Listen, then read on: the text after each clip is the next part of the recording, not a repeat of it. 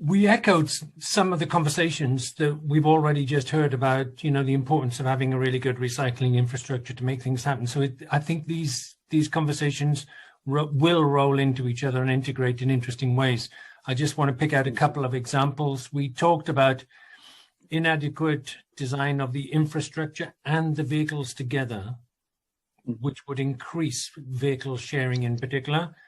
And we set out the thought that we should gather more international benchmarks, map what governments and academics are doing, what infrastructure projects are out there, generate possible future scenarios from that. So as an early activity, there's a need to actually understand the knowledge base that's already out there.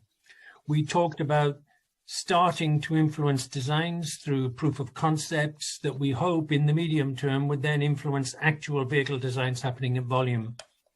On the somewhat softer side of design of integrated products and services, we were worried about the desirability of these products, and we wanted to see very early 2020 proof of concept of ideas that segmented and that different customers would go, I would really want one of those now. That's absolutely blinking fantastic. That hits my need perfectly.